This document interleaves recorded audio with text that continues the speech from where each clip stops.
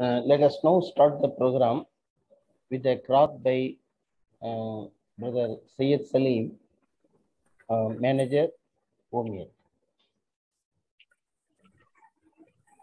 أعوذ بالله من الشيطان الرجيم بسم الله الرحمن الرحيم ألم نجعل الأرض مهادا والجبال أوتادا وخلقنا أزواجا وجعلنا نومكم سباتا وجعلنا الليل لباسا وجعلنا النهار معاشا وبنينا فوقكم سبعا شدادا وجعلنا سراجا وهاجا وأنزلنا من المعصرات ماء ثجاجا لنخرج به حبا ونباتا وجنات ألفافا إن يوم الفصل كان ميقاتا يوم ينفق في السور فتاتون أفواجا صدق الله العلي العظيم. These are the verses from chapter 28. The translation is, have we not made the earth as a bed? Sir, And the echo mountain. இந்த ஃபரத் Jahan meet போட சொல்லுங்க sir.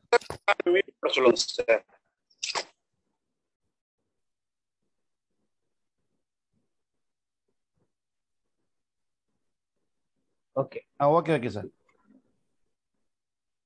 Translation is, have we not made the earth as a bed and the mountain as pegs, nails, and we have created you in pairs, male and female, and we have made your sleep as a thing for rest, and we have made the night as a covering through the darkness, and we have made the day for livelihood, and we have built above you 7 strong heavens, and we have made therein a shining lamp, the sun, and we have sent down from the rainy clouds abundant water, that we may produce therein corn and vegetations, and gardens of thick growth. Verily, the day of decision is a fixed time. Thank you, sir. Alhamdulillah. Now we have assembled for the webinar for the science teachers, the series of webinar. It is a third session going to be taken by Dr. A.K. Sultan Muhyiddin. Now I request our co-convener of National Science Fair, OMIA, Muhammad Anif Saab, to welcome the guys. Thank you, Dr. Saab. Assalamu alaikum wa rahmatullahi wa barakatuhu. It gives me immense pleasure to welcome you all for this third session of series of webinars with regard to the National Science Fair online. I would like to extend my hearty welcome on behalf of OMIA to our chief guest today, Dr. A.K. Sultan Muhyiddin, Senior Assistant Professor of Zoology in New College, Chennai. And further, I would like to welcome the convener of Academic Committee and the National Science Fair, our Dr. Imam Abdul Kamal Nazar, and the Joint Secretary of OMIA, I think Madam Sister Brother Nigar Akhtar, to this webinar. And also I would like to welcome our manager of OMIA, Brother Salim Sahib, and all the participants from all over the state and other states also for this webinar. And I would like to welcome all participants once again. Welcome you all. Thank you. Jazakallah khair. Jazakallah khair, Muhammad Anif Saab. Now we have with us the very eminent scientist, Dr. A.K. Sultan Muhyiddin. Most of you who are attending National Science Fair over 13 years may know him. He is consistently coordinating with us in the conduct of the science fair. Dr. Sultan Muhyiddin is an assistant professor of zoology, New College, and he is a doctorate in zoology, having put up more than 20 years of service, rich experience in handling the classes up to PG and guiding the students for MPhil and PhD. And he is a very, very eminent research scholar. He has published his paper in many national and international papers. And his research areas are spider biology, ornamental fish culture, medical and bioinformatics. And he is more interested in guiding the students, mentoring and counseling the students. Is a very committed professor. We are very glad he is here today to present a session on preparation of biological and environmental science projects. Before handing over the session to him, as a co-convener of National Science Fair, I would like to hint a few points. As I told in the last session also, we receive a good number of entries, nearly 500 entries we get, but we don't get all selected. We have a scrutinizing committee consisting of college professors, and they look for whether all the projects comply with the research methodology, and they have done the experimentation and so on. And those projects which are not complying with our expectation, not following the research methodology, not doing the experiment, not collecting the sufficient data, and we are not able to collect. Now, today, Dr. Sultan Muhyiddin will present on the biological projects, and you listen to it with the view that how a project has to be prepared following the scientific methodology, doing the planning the experiment, as well in biological products. The common mistake in that is the student will carry out a project but will not have a control. For example, the student will study the effect of caffeine on plant growth, but parallelly the student has to conduct a control. That is, he has to grow the plant without caffeine and then to compare. That is not normally done in biological project. As well, sampling is very, very important. A student may study whether one particular medicine plant is control can be used for diabetics. A student may study, but they are taking the 5 patients as a sample, and they give the plant extract, and they come to a conclusion that the plant extract is for controlling the diabetics. So here a sampling is very, very important. And so in all those aspects, you listen to this presentation, and we hope the session will be very useful to us. Now over to Dr. A.K. Sultan Muhyiddin.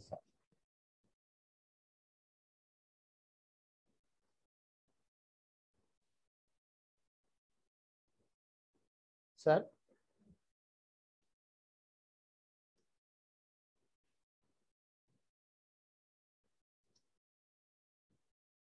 Sir, you can start. Please unmute. Sultan sir, please unmute.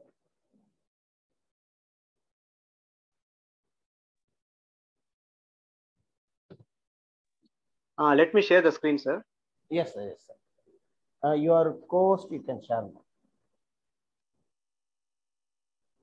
Sir, I cannot share the screen now. Sir, your co-host, you can, sir. I'll try.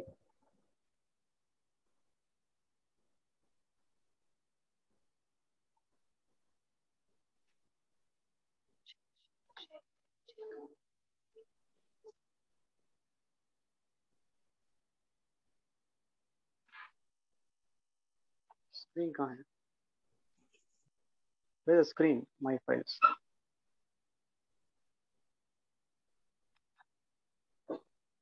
Have you opened the file, sir? I already have opened the file, but And, I'm unable to uh, have the screen. select and screen share. Meeting में जाओ. The host allow him to Sir, share the screen, sir. Co-host, sir, you can do, no? Fazal? Screen. Start now. No, I'm not unable to see. Where is it? Where is the file? Okay.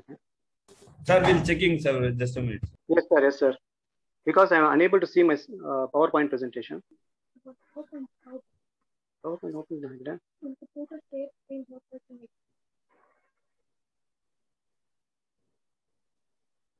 Are you able to see the screen now, sir?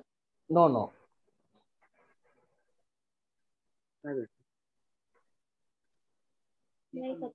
नहीं. Fazal? मैं file my files में है. I'm unable to open. Sir?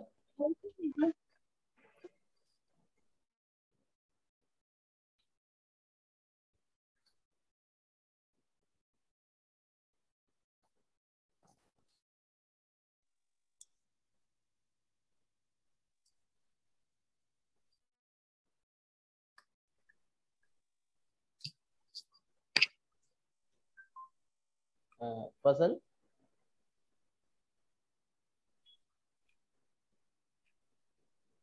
Yes, sir. What's the issue?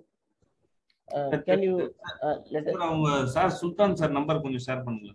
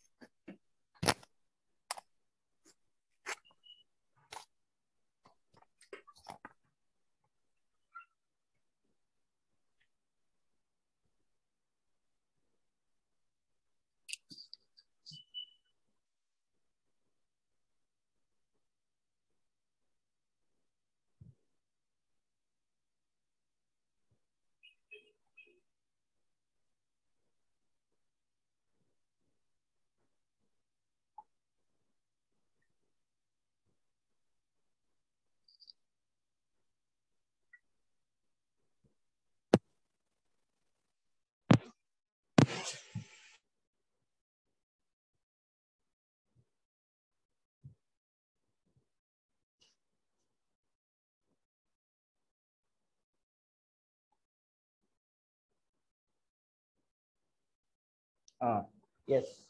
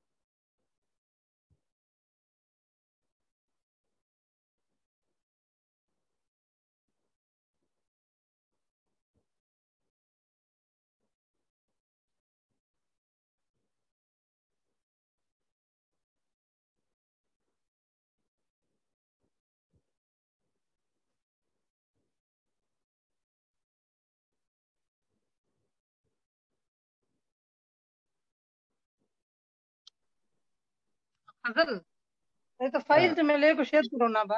Now, 1 minute. Sir has messaged me, send me mail. I open it.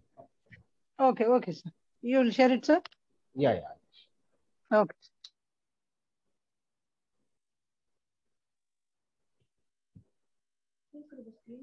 उनके पास है. Can I start, sir? Okay. 1 minute, sir. Thank you very much for that nice introduction, sir.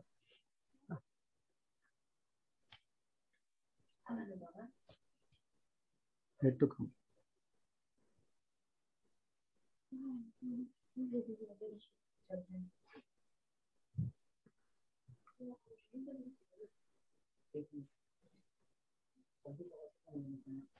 Yes, sir. You can just go ahead. You can just start. You can start, sir. You can start. Okay, sir. Assalamu alaikum wa barakatuhu, and good evening to all of you.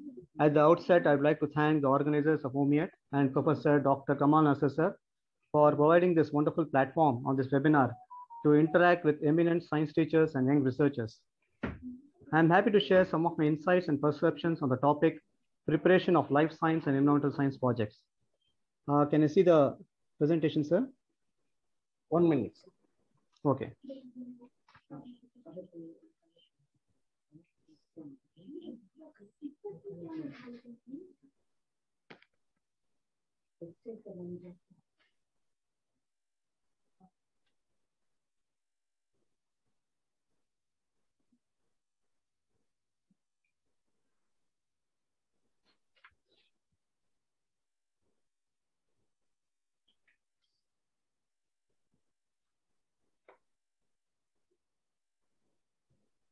Are you able to see? Yes, sir. 1 minute. I put it in slideshow. Slideshow.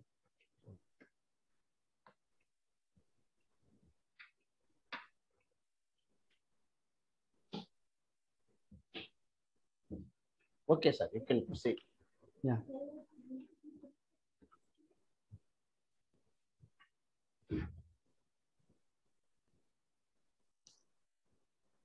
So how to run the slides, sir? I move it, sir. Yeah. Next slide, sir. Yeah. So this is the outline of a present. Sir, can you go back, sir? Overview. Yeah. So this is the outline of a presentation. First, we'll see basic steps in research process. Then we'll focus on research hypothesis, followed by research methods and IMRAD. Finally, we shall discuss about sample projects. So next screen, sir. Yeah, there are 7 basic steps in a research process. Step 1, how to identify and develop a topic. Selecting a topic is one of the most challenging and crucial part of a research project because this is the first step in the process of research. It is very important that it is done correctly. I would like to share a few tips for selecting a topic. Try to select a topic which is of personal interest to you so that you can learn more about it. In fact, the research will become more enjoyable and interesting. Look for a novel topic which has tremendous significance. At the same time, you may be able to access ample information. So once you have identified the topic, say for example, diabetes, you may be interested in finding out about the epidemic of diabetes in the Indian population. Now, diabetes is considered as epidemic according to National Center for Biotechnology Information because of its prevalence all over the world. Now you can ask a question, what are the causes of diabetes in India? So with this question, you can easily identify the main concepts or keywords that can be used in your research. Next slide, please.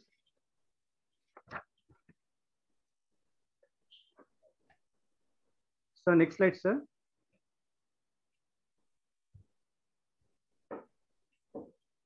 Yeah, step 2. So once the selection of a topic is done, then you have to do a preliminary search for information such as encyclopedias and dictionaries, catalog of books, periodical databases, internet search engines, lecture notes, and textbooks to verify whether resources are available according to your requirements and needs.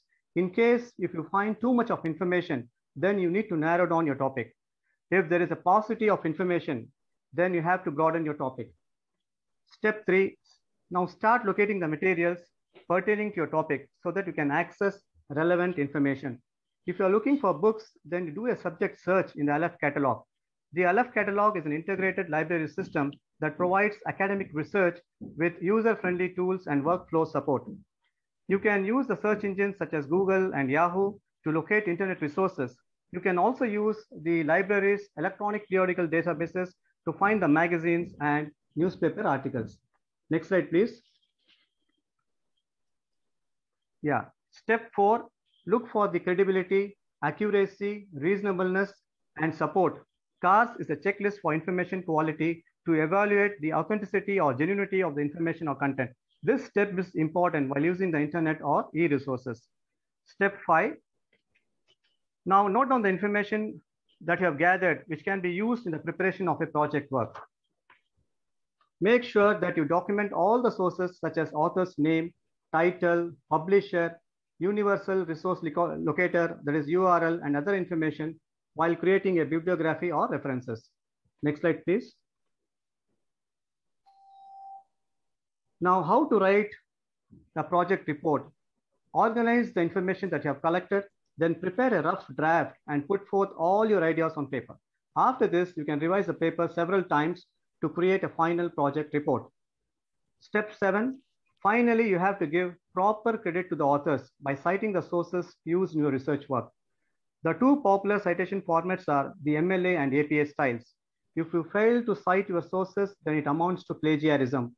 Plagiarism is avoidable. Next slide, please. Now, what is a research hypothesis? In some disciplines, it is also known as thesis statement. A hypothesis is a statement that introduces a research question and proposes an expected result. Within hypothesis, you have thesis, a proposition or document put forward for consideration. In hypothesis, you are trying to predict the relationship between variables. Variables represent the measurable traits that can change over the course of a scientific experiment. The variables in a study of a cause and effect relationship are called the independent and dependent variables. Now you can see the table where I have mentioned about independent variables and dependent variables. If students spend more time in studying, naturally they are going to score high marks. The effluent discharge may lead to an aquatic pollution. If the effects of a particular drug can alleviate the symptoms of a specific illness. Next slide, please. So next slide, sir. Yeah. Basically, there are two types of research methods: descriptive research and experimental research. Descriptive research comprises of case studies, observations, and surveys, which are often used when it is impossible to conduct an experiment. These methods are best used to describe different aspects of a behavior or psychological phenomena. You can also employ a statistical tool to test the authenticity of the collected data. Similarly, you can also use the same tools for analyzing your data. In an experiment, the researcher systematically manipulates a variable of interest known as the independent variable and measures the effect of another variable known as dependent variable. Next slide, please. Now, next we'll move on to IMRAD. So IMRAD is the acronym for Introduction, Methods, Results, and Discussion.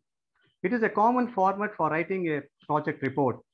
The introduction should provide a research question and explain the significance. Methods should describe your methodology for gathering information and various techniques employed. Then explain your sources of information, such as primary sources and secondary sources of information. Results should describe what you found out from your research. And finally, the discussion must explain the significance of your findings. After this step, you can prepare the abstract. The abstract is a summary of your research work. Next slide, please. Yeah, so now I have got few sample projects for the science teachers as well as the young researchers. So these are the projects that we have undertaken in our department. Studies on zooplankton. So I think you'll be knowing about zooplankton. Zooplankton are also called as animal plankton. Okay, they are commonly known as drifters because they cannot swim against the water current. They cannot swim against the water current. That is why they are called as drifters. Now, what type of research work you can undertake with the help of zooplankton? See, basically, you require a classroom microscope, which is popularly known as the light microscope or optical microscope. Naturally, each and every school will be having this microscope, right? Number one. Number two, You may also require a Sedgwick rafter. So this is a slide which is used to count the number of zooplankton. Similarly, you can also use the same counter for counting the phytoplankton also, right? Then you may require a planktonic tech for collecting the sample. So with this, what you can do. Basically, if you see the zooplankton, they are distributed on the surface, they are distributed on the column as well as the bottom. So you just try to collect the various specimens. Like for example, copypods, you can observe chelonoids, you can see cyclopoids, you can see Daphnia, and so on. So once you collect the specimen, you can also go for staining. So staining can be done with the help of eosin stain. But see, because of the pandemic, I do not know whether you will be able to collect this specimen from the wild. For example, you can go to Muttukadu backwaters. You can also collect the specimens from Chetpet and so on. So once you collect the specimen, it has to be stored in a 5% formalin. Okay, so this is very, very important. So you have to fix the specimen. Then you can later on, you can analyze the specimen. Okay, right. So if you want, you can stain the specimen and you can observe under the microscope. So you can study about the morphological features. You can study about the morphology of the specimen. Similarly, some of the specimens, they are also parasitic in nature. Okay, so they may also cause a disease to human beings. So all these things, you can study with the help of zooplankton. And nowadays, there is a great demand even for zooplankton, especially in the field of aquaculture, because what they say is the so-called the farmers, they entirely depend upon the natural feed, because when you supply natural feed to the fishes, like food fish or even ornamental fish, okay, it is not going to pollute water. So that is why people they depend on zooplankton. Okay, so it is a good source of pigments like carotenoids and so on. And similarly, it also contains a tremendous amount of carbohydrates and protein, which are essential for the fish growth. Right. Now, let me move on to the next topic, studies on growth, survival, and bioinformatic analysis of fish. So here, basically, with reference to this topic, you can conduct feeding trials. You can conduct feeding trials. So not only for ornamental fish, you can also conduct feeding trials for food fish also, because nowadays, there is a great demand for food fish. And if you want, you can also add additives so that you can enhance the body coloration. Because when you go to a market, usually we tend to attract, we get attracted towards the color. Suppose if the flesh is pink in color, naturally you will go and buy that fish. So that is how it goes nowadays. See, for conducting this kind of studies, what you require is an aquarium tank. Okay, you require air diffuser. You can use fresh water, because mostly marine water, the rearing of marine water species is difficult. So what I suggest is you can use fresh water. You can use fresh water for rearing either the larval stages, or if you want, you can rear the adult stages. Okay, so that you can study the biology of the fish.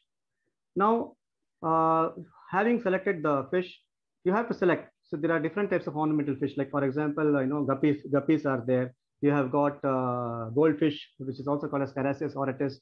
You can use zebrafish, also known as Brachydinio rerio. Okay, then Betta splendens, it is also known as Siamese fighting fish. There are a wide variety of ornamental fishes. You have to select what type of fish you are going to use for your experiment. So this is very, very important. At the same time, you should try to focus on these fishes, whether they have got any economic value. So this is important, because so whatever studies we make, it should be socio-economically relevant. So this is very, very important, because here we are not going, we do not want to invest a high amount. So with little investment, we have to procure more. So this should be our objective. Okay, for example, suppose if I want to culture guppies, so this has got tremendous value, because in Orissa there is a lot of malarial outbreak. So the government of Orissa, what they have mentioned was those who are able to supply guppy fishes will be paid a very good market price. So we have come to know that 70,000 guppies are required per day in Orissa. You know why? Because these guppies can be used as a biocontrol agent. for feeding the the mosquito larvae. So what they are doing is they are using this guppies in the overhead tanks and so on. So with this, they are able to control the population of mosquitoes, right? Then if you want, you can also conduct feeding trials using different types of diet. Just now I told you can use one diet as zooplankton, another diet as formulated feed. Then you can also use dry tubifex. I think you'll be knowing tubifex. Worms are used especially in the ornamental fish culture. And as NASA sir rightly pointed out, that you need to use a control. Usually Saunders feed is used as a control. So you need to have a control, then you can use different types of diet. So what you can do is, after conducting the trials, you can try to analyze the various growth parameters like length, weight, okay, then specific growth rate, then you can also study the survival rate. So though it may look simple, but you have to dedicate your time. This is very, very important, and you should know how to set in an aquarium tank, and you have to provide oxygen supply to these fishes. Otherwise, these fishes will not grow, and you have to maintain the temperature of the water, because suppose if the temperature of the water increases, then they may not grow properly. So usually 28 degrees is the optimum temperature for the growth of fishes. Okay, so all these parameters you can study. Okay, let me move on to the next topic: studies on the growth and survival of sailfin molly using commercial diets. So just now I told you can apply the same protocol for rearing the so-called Pusillea latipina. The sailfin molly is also called as Pusillea latipina. It is an ornamental fish. And I have mentioned about bioinformatic analysis of fish. So you can go if you are well versed with using information technology, if you are aware of using various bioinformatic tools, then you can also do a small kind of in silico studies. That is, for example, for enhancing the body coloration of fish, okay, we require carotenoids. For example, in the form of astaxanthins, okay, xanthophylls. So these are called as the carotenoids. So fishes, they require these carotenoids, and you are aware that all these carotenoids, pigments, they are present where? In the natural habitat. But when fishes are taken to confined waters, we are going to provide only with commercial feeds.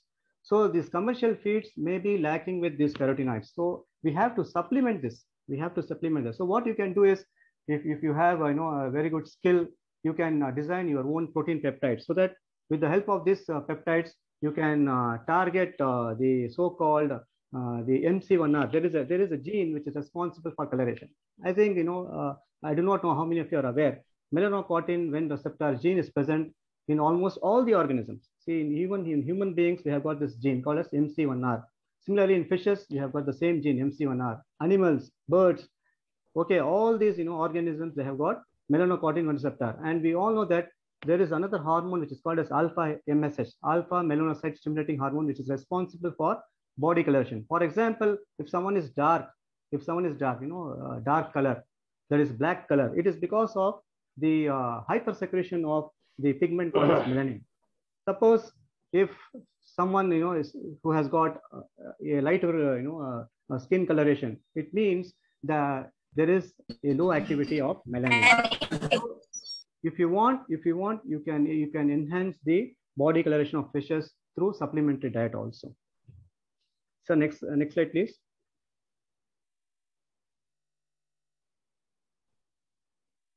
Yeah, studies on total count of RBC as a risk factor for anemia. So here the materials required are again a classroom microscope or a light microscope. Then here we require a hemocytometer for counting the number of RBCs. We require what? The hemocytometer. Then we require a Haems fluid. So this is very, very important, so that the Haems fluid, it it destroys the other cellular components like WBCs and platelets, leaving behind only RBCs. So you need a hemocytometer, you need an RBC pipette. Similarly, you also require the blood sample. You also require the blood sample. So what I personally feel is, if you go to any lab, or you know how to draw capillary blood. So here we are not going to use venous blood. We are going to use only capillary blood. Just by a prick with the help of a sterile lancet, you can draw 20 microliters of the so-called human blood. So with this, you can count the number of RBCs. I think you are aware, nowadays, because of the pandemic, many people, they are also suffering from anemia. Many people are suffering from anemia. So anemia here, the doctors are pointing out to the deficiency of hemoglobin. So most of the COVID patients, they are suffering from the deficiency of hemoglobin. So hemoglobin is present there in the RBCs. So you can make a survey. You can make a survey whether you have got normal RBCs or abnormal RBCs. Okay, so by just looking at the structure of RBC, you can easily predict whether your RBCs are normal or abnormal.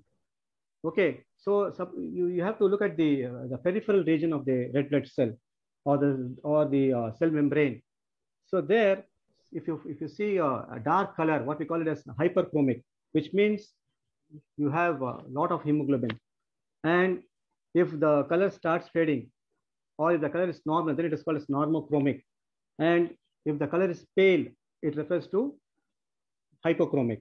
So you can easily, with the help of the total count of RBC, you can find out the number of RBCs. Okay, with that you can easily predict whether you have got normal hemoglobin or not. Right, sir. Previous slide, sir. Sir, yeah. So you can study about anemia. Then you can also study about ABO blood grouping and RH system. So again, this is a very easy experiment. Okay, for this you require the ABO blood group and RH reagent. So this is very, very important. You can purchase from any diagnostic center. It will cost you around 800 rupees. And what you can do is you can do a survey within your same class. Okay, you can divide the class into two sections. How many boys are there? How many girls are there? Then make a note of their name, age, gender, sex. All those things you can do. Then you can do some statistical analysis. You can easily predict which blood group is dominant and which group is recessive. So all these things can be done. And I think you'll be knowing, right, the importance of ABO blood grouping in RH system. So wherever you go, people will ask about your blood group, because it is involved in blood transfusion. You can also, with the help of blood grouping, you can predict the disputed parentage. Okay, nowadays, doctors, they are linking the blood group to various diseases and disorders. If you are having O group, then they are telling that you are likely to get ulcers. Okay, and if you are having a B group, then you are likely to develop cancer, and so on. It is based on only statistical analysis. It is based on only statistical analysis, right? Then the next topic is studies on phytochemical constituents and antibacterial activity of Ricinus communis against selected medically important pathogens. So you can study the various phytochemical compounds, like alkaloids, terpenoids, saponins, etc., from the extract of leaves or bark or from the seed, to study whether they have got any antibacterial activity, to study whether it contains any antiviral activity. In fact, let me tell you, there is a famous herb which is called as Nigella sativa. Probably you would have heard about this, Nigella sativa. It is commonly known as kalonji. Okay, in Urdu, and in Tamil it is called as karunjiragam. So this has got tremendous antiviral activity. So in fact, not for boasting, let me tell you that I have published a paper very recently in an international journal, Biointerface Research in Applied Chemistry, where I have shown this Nigella sativa is having antiviral activity against the envelope protein of COVID-19. So that I have shown with the help of bioinformatics studies. So likewise, you can use different types of herbal medicines. Okay, in order to cure various ailments and diseases. Yes. So what you can do is with this, once you have come to know that this has got antiviral or bacterial activity, you can go to the next level. That is, you can go for antibiotic sensitivity test. Okay, antibiotic sensitivity test. So you can also use a control, like you can select any antibiotic. Then you can use your own herbal medicine. Okay, you have to note down the concentration. What is the concentration you are using? Like 10% concentration, 20% concentration. You have to, increase the concentration in ascending manner. Okay, then you can study. You can study about the zone of inhibition. So with that, you can say, you can confirm, yes, the herbal medicine what you have, the herbal or the herb what you have selected has got antiviral or antibacterial activity. Against, you can, of course, you have to go for culture. So all these things, I do not know whether you will be able to put or you can obtain the bacterial culture from any laboratory. Then directly you can use this your own preparation. Okay, then finally I would like to tell you that there is again very exciting field called as in silico studies or bioinformatics studies. So with this, what you can do is, with the help of bioinformatics studies, you don't require any sort of laboratory. Where is your lab? Your laboratory is your lab. So you need only a laptop. Okay, you need only a laptop as well as an internet connection. So those, see, in this pandemic, it's very difficult to move out. Of course, now relaxations are made, but I do not know in some places like Hyderabad and so on, where still there is no relaxation. So people, who are living in such places, what they can do is they can take up small projects in bioinformatics studies. You have to visit this NCBI, National Center for Biotechnology Information, where you can see various bioinformatic tools. So what you can do with bioinformatic tools? For example, if you are interested in studying about a particular, like say hemoglobin. So there is a gene called as alpha hemoglobin stabilizing protein. So what you can do is you can compare this hemoglobin with the other organism. So when you compare one hemoglobin with another hemoglobin, you will come to know what is the similarity. You will come to know what is the similarities. For example, if the similarity is more than 75%, then you can suggest, yes, why not we use this organism as a model organism. Okay, so this type of studies you can do with the help of in silico as well as bioinformatics studies. So next slide, please. Yeah, this is again a National Science Fair 2021 project. I was part of this, project where I acted as a judge as well as I have scrutinized these projects. So this is one project, like germination of seeds from ashes. So what I'm trying to say here to young researchers, like this work actually, it was in support of ashes, germination of seeds from ashes. But what we have come to know, that is life after fire. Ashes, it reduces germination. So this is, it is proved. So now how can you say that germination of seeds from ashes? It is not at all possible, because this is an established fact that ashes, it reduces germination. Similarly, it also mentions, it enhances the pH of the soil. It enhances the pH of the soil. Then it also reduces the water potential. That is, the water cannot move from one place to another place. So it reduces water potential, and it also poisons the seed. Then not only that, it impedes water flow to embryo. So it stops, it inhibits, it prevents the water flow to embryo. So what I am trying to say here is those who are likely to conduct experiments. Okay, so you have to go through the review of literature. So this is very, very important. I do not know how many of you are doing this, whether it is a +2 project or UG project or PG, MPhil, PhD. You have to go for review of literature. Without review of literature, it's very difficult, to gather information. So this is very, very important. This is where we make mistakes. Sometimes we say, please go to that person. He is having a lot of ideas. How he is getting a lot of ideas? It is because he is going through. So we are not doing that.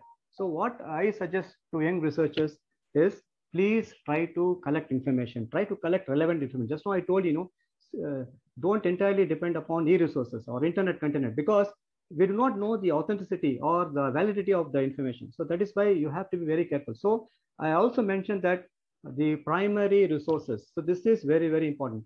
As students what you need to do is please go to the library. I think you may be having department library. Visit the library. So the library is the real treasure for not only students, even for teachers like us. Okay, so please go to the library.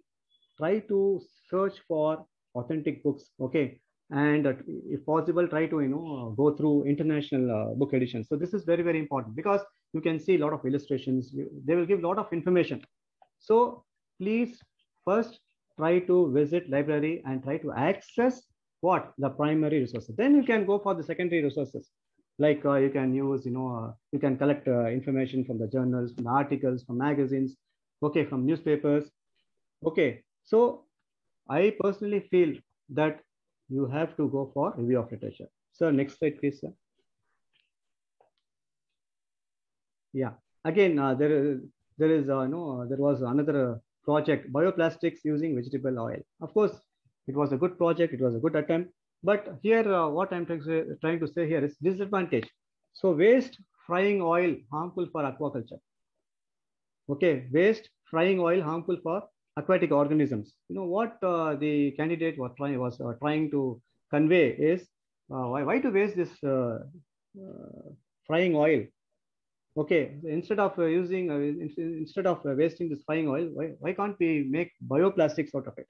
So what we have come to know is it is going to cause hazard to the aquatic organism. So you have to go through the literature. Then only you'll come to know because this is the fried oil. Why can't we make it as a bioplastic? No, you cannot make bioplastic because ultimately, if it goes to the the water habitat, naturally it is going to cause harm to the aquatic organisms.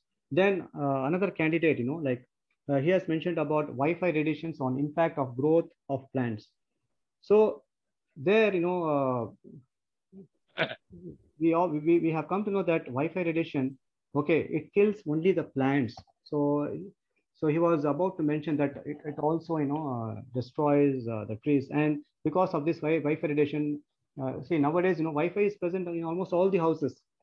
I'm also having, even you may be having, even the candidate who has done this research, even he may be having. So it is nothing to do with the damage to DNA to either to the trees or to the human beings. Okay, so it is not going to cause any damage to the humans.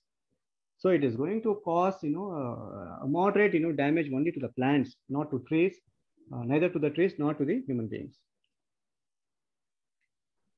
So next slide, please, sir. Thank you. If participants, if you have any doubts, you can interact with me. I'll be happy to interact with you. You can unmute and ask, or you can put in the chat apps. Sir, stop sharing. Yes, sir. Yes, sir. Yes, sir. Hello, assalamu alaikum, sir. Can I? Walaikum.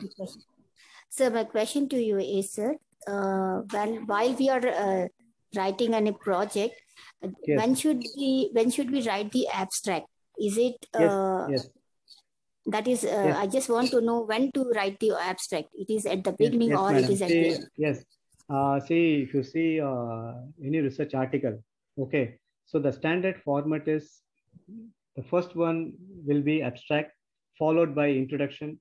Then you'll have methodology, then results, discussion. Sometimes it will come together, results and discussion. Then you need to write the conclusion, followed by references. See, you have to first, collect the data. Okay, you have to do the experiment. When you do the experiment, you get the results. So once you get the results, then only you can go for discussion. Now, your question is about the abstract. Okay, so what is an abstract? I told you, it is a summary of your research work. It is a summary of your research paper. So abstract can be made only after the completion of your project work. Okay, number one. And if you see any, standard journals, what they say is the abstract should contain should comprise of a brief introduction part, followed by methodology, then results and conclusion. So this is very, very important, madam.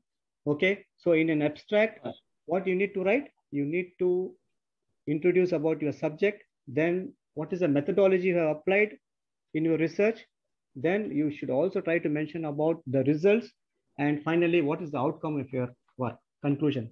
So abstract can be written after the completion of the project, or sometimes, you know, what you can do is you can write an abstract. Okay, you can also write an abstract, but you cannot mention about the results. You cannot mention about the results, and you cannot mention about the outcome of your work also.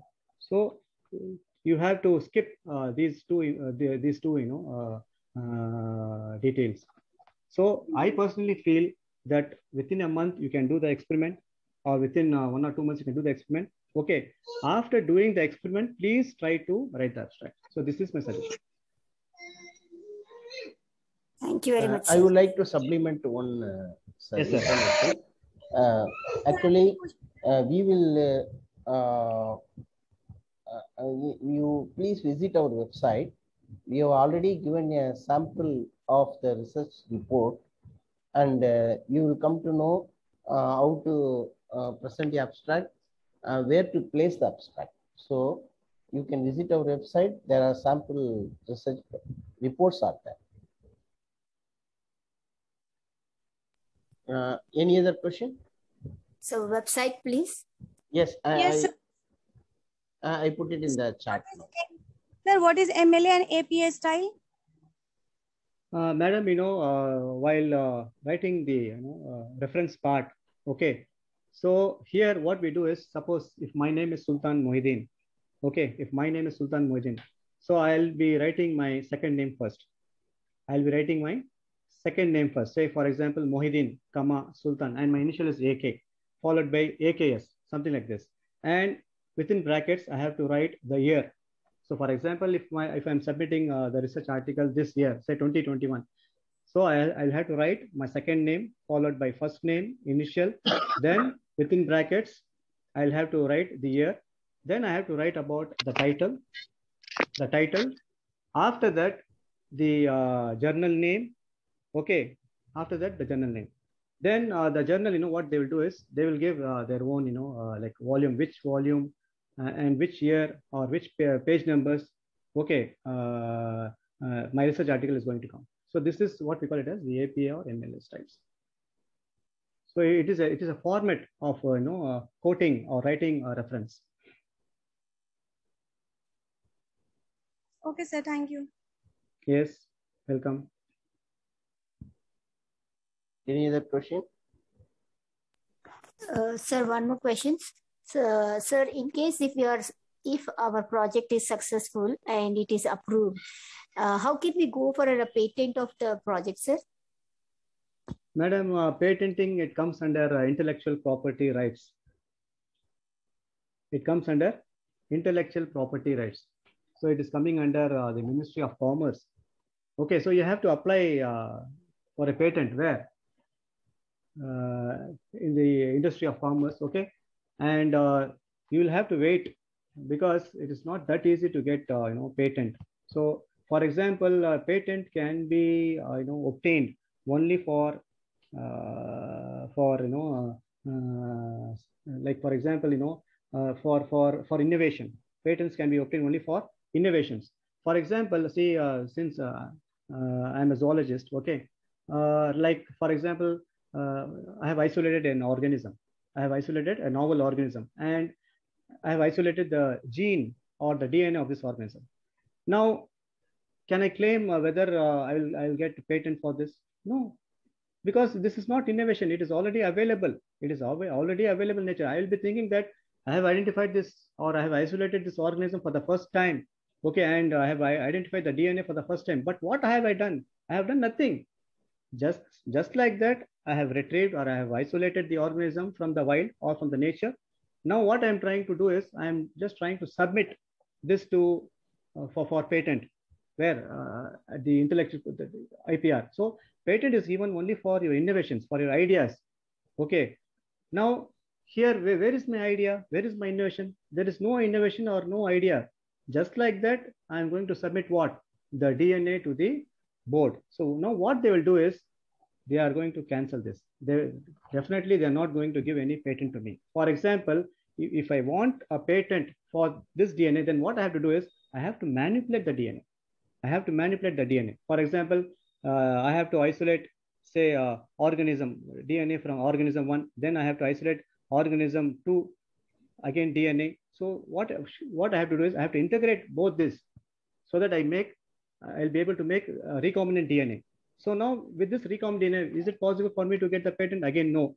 Now I have to look for what type of protein it is going to synthesize, whether the protein is going to be useful, whether it is going to benefit the mankind or humankind, then only I will get the patent. Okay, so this is coming under intellectual property rights. Any other question? You can even put it in the chat box.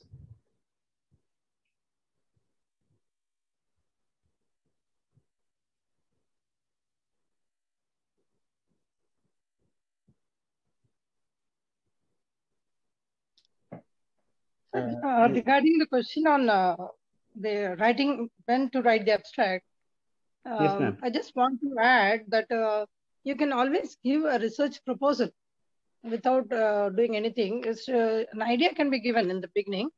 Then later on you can develop on that, and then you can make the abstract. Actually, the question was on when presenting the report, where to place the abstract was the question, I think, no? That was the question. So in the format, normally in a research report, in journal also, at the beginning itself, the abstract is given, and then introduction, and then experimental part and discussion, and conclusion it goes. So actually for the every journal or the any science fair, the organizing committee will publish the format in which the report to be submitted.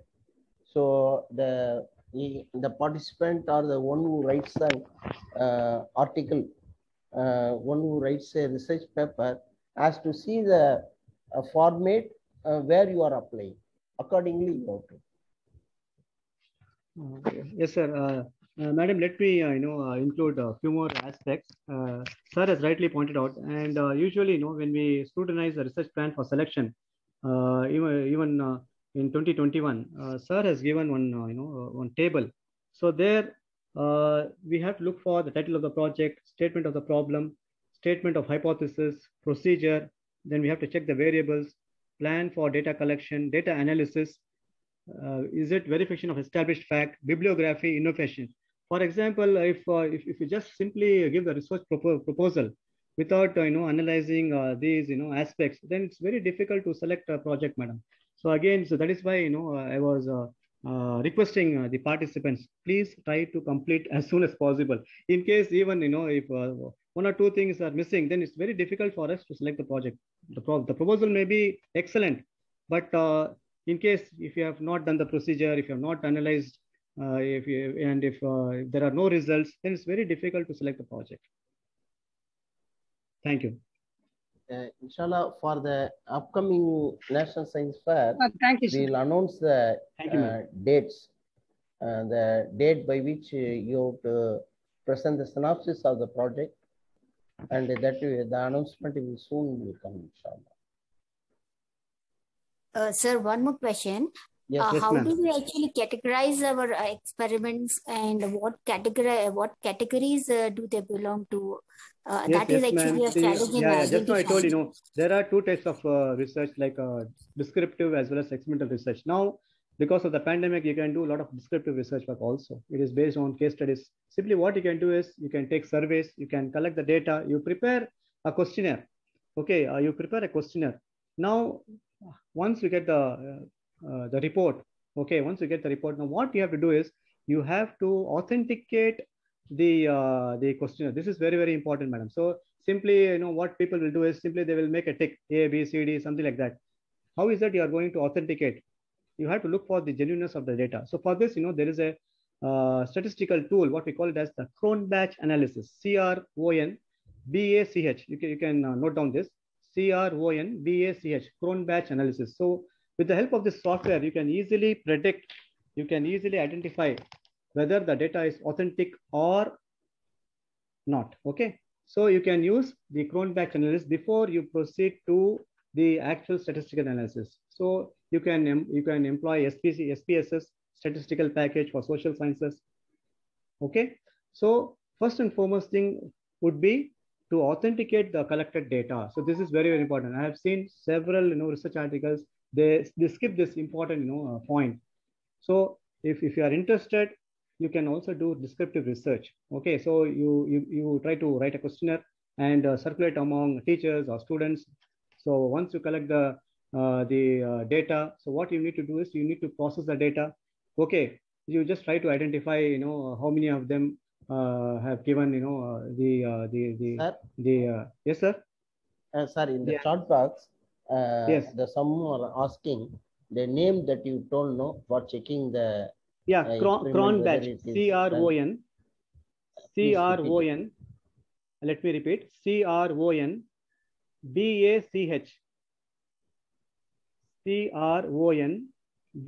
CRONBACH.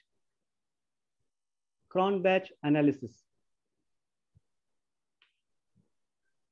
So once you get the data, you can go for graphical presentation. Okay, you can prepare bar diagram, line diagram, pie diagram, and so on. So now you will have authenticated the data. Then you would have analyzed the data with the help of a genuine software called as SPSS.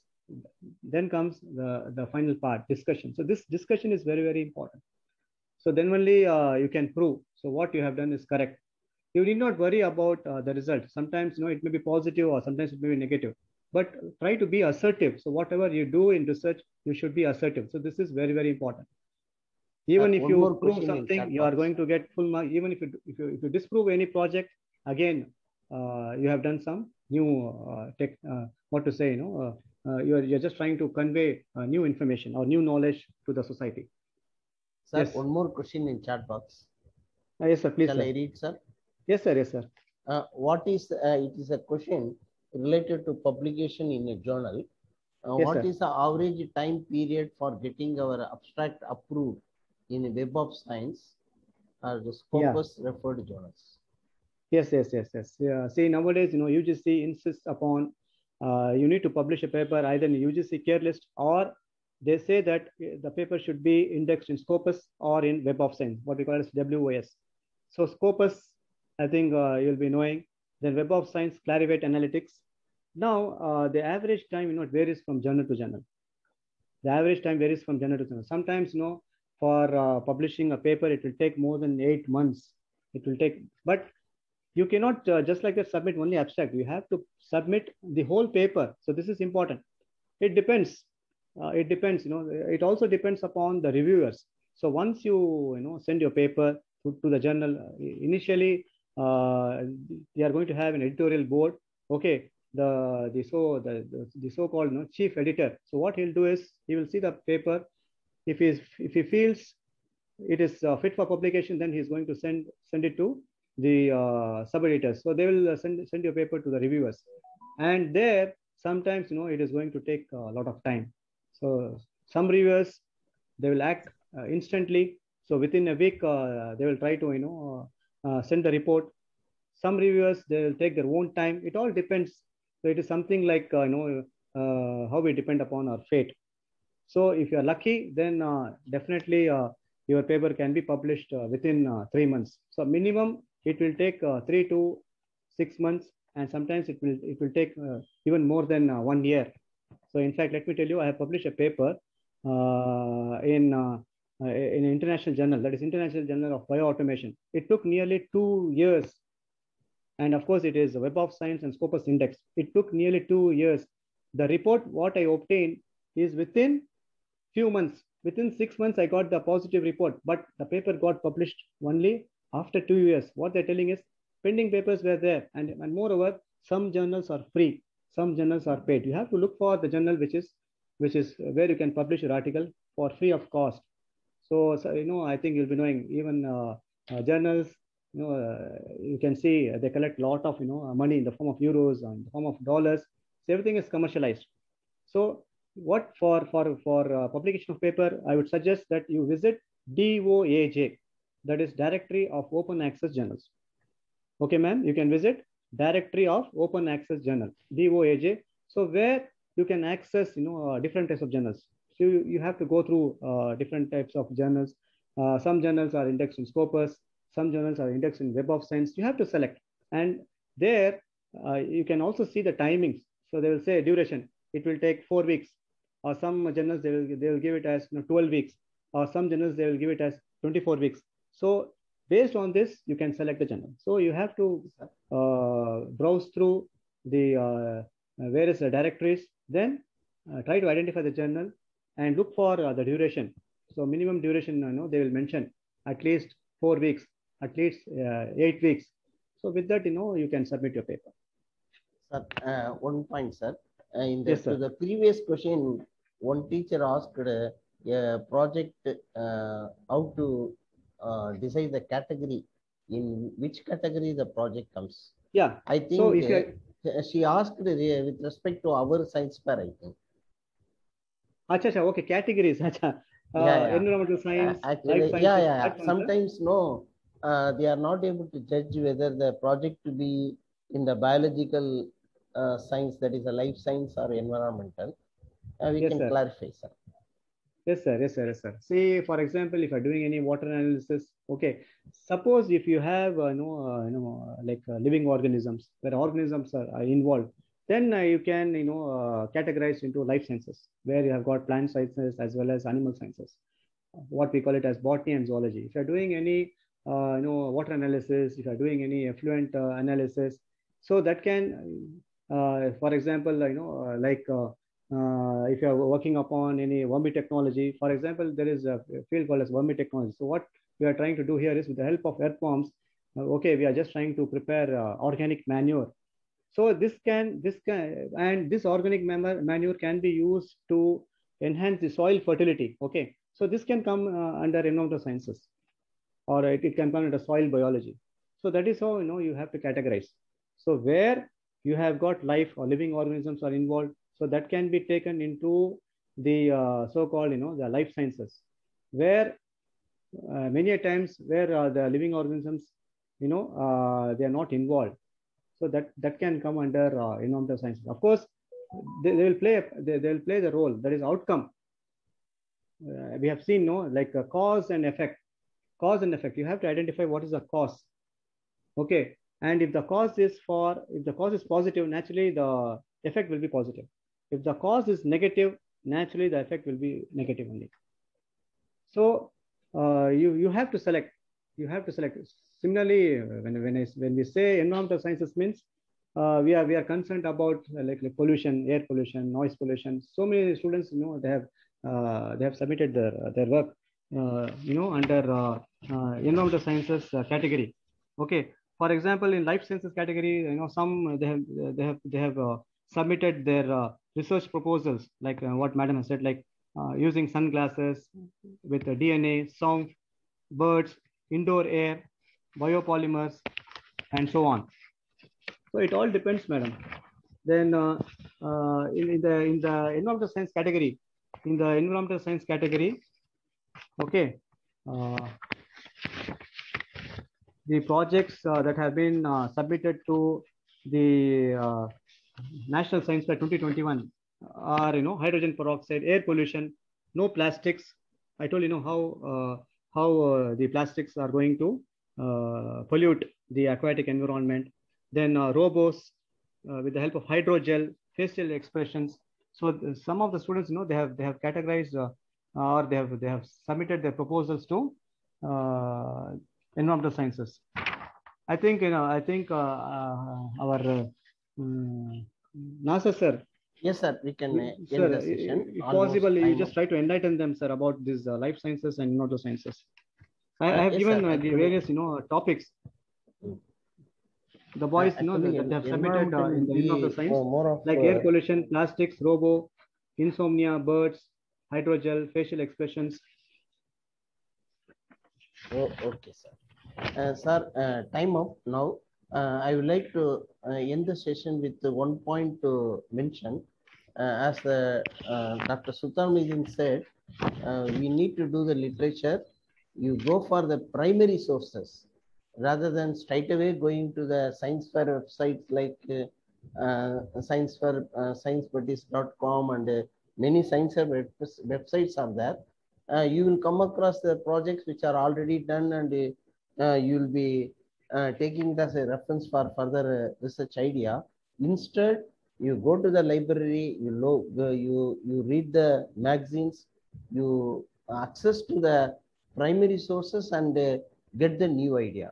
One point to mention is in Irish Science Fair, Dr. Sultan Ahmed Ismail, who was the last year resource person, also the chairman of the judging committee in the Irish Science Fair. What they do is they Google in the title in the they put the title in the Google. If the title is a repetition of already done the project, they don't select at all. So the time has come. We have to look for the new project idea. We have to come out with the innovative projects rather than going for the same type of projects. I hope in the years to come, the very good projects will come. And now Sir, once again, sir, let me just try to complete in only 1 minute. Madam was asking about categorize, how to categorize our projects. So environment means, I think you will be knowing air pollution, water pollution, land pollution. Okay, so whatever whatever work which is you do which is related to the environment, okay, like global warming, so that can be categorized. How to reduce this chlorofluorocarbons. Okay, so that will come under environmental sciences. So life sciences, already I've told you, I gave you various examples, like when you're using animals, it will come under say zoology. If you're using plants, that can be categorized under say botany, that is biological sciences. Like for example, you will be, for example, if you want to isolate like a phytochemical compound, that will come under even as a herbal medicine and as in plant sciences. So I think you can categorize very easily, madam. So environment related issues like global warming, water contamination, air pollution, okay, noise pollution. So if you try to undertake such work, it will come under environmental sciences. If you try to use animals, fish, etc., that will come under say zoology. And if you're using plants, that is going to come under botany. Thank you, sir. Thank you, sir. Thank you, sir. Jazakallah. I would like to propose vote of thanks. Alhamdulillah, it was a wonderful session by Dr. Sultan Muhyiddin sir. Really very informative. We are getting the feedback in the chat also. Thank you, sir. Very, very informative, and you explained both methodology as well as give number of sample projects, and really it will help our teachers and to come up with very good projects this year. With this, we can conclude. Jazakallah khair. Assalamu alaikum to one and all. We can end with the dua. Subhanakallahumma bihamdika ashhadu an la ilaha illa anta astaghfiruka wa atubu ilayk.